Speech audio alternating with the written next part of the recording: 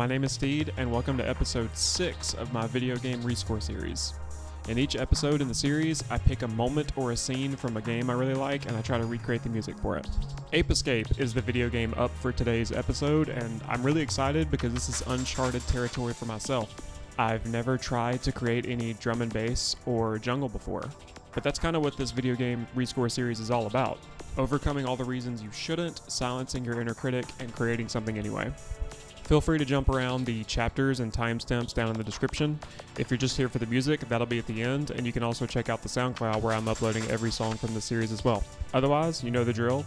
I'm going to talk about why the soundtrack for Ape Escape is special to me, what bits inspire me the most, and using those bits of inspiration to try and recreate something new that still fits the game. I hope this creative exercise inspires you with whatever you're currently working on.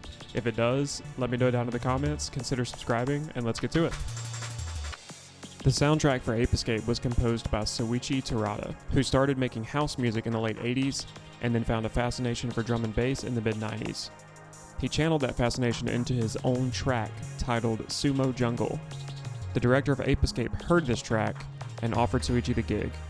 I find that story incredibly interesting and inspiring, and you can check out the links in the description to both read more about it and support Soichi by checking out more of their music. Remember when Pizza Hut sent PlayStation 1 demo discs with your pizza?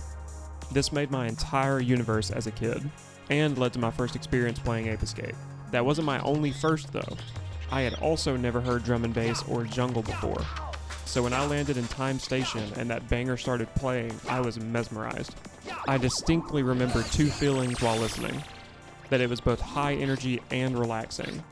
The energy coming from the fast tempo and percussion, while the calmness coming from those soft, atmospheric sounds.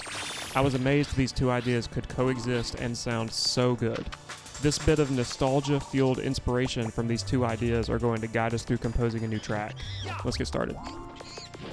First, I decided a tempo of 178 felt good. All the actual sounds used in the song will be coming from the Roland Sound Canvas plugin. I use this plugin every time I want retro sounds. I started with drums and percussion. The plugin already has a jungle drum kit preset, and these are the sounds that I found from it that I liked.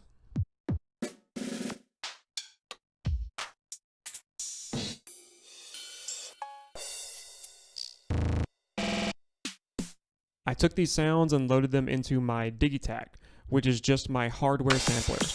I find this machine to be fun and immediate for writing percussion.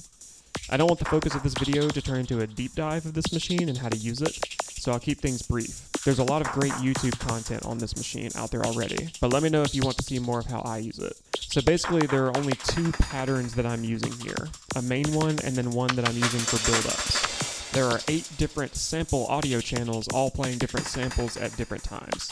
There's a little bit more going on: filtering, delay and reverb, sample pitching, but all that is outside the scope of this video. The real takeaway is just that I made a drum beat with the samples from earlier on this machine.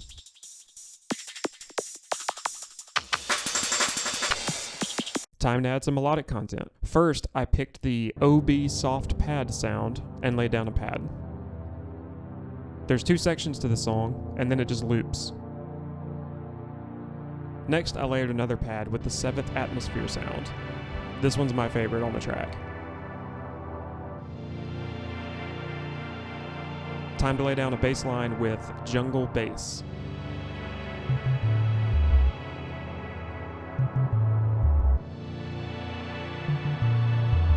Finally, a soft lead in section 2 with the EG plus EP2 sound. I wasn't thinking too hard about theory or anything here, just keeping it fun and emphasizing that relaxed feeling with soft, spacious sounds. And lastly, for effects, for any sort of retro sound, I like to add some extra grit and lossy compression via the Goodhertz Lossy plugin. This makes it sound like it's coming out of an old TV or something like that. The trick here is to scroll through presets until you find something you like, and then adjust all the parameters to taste.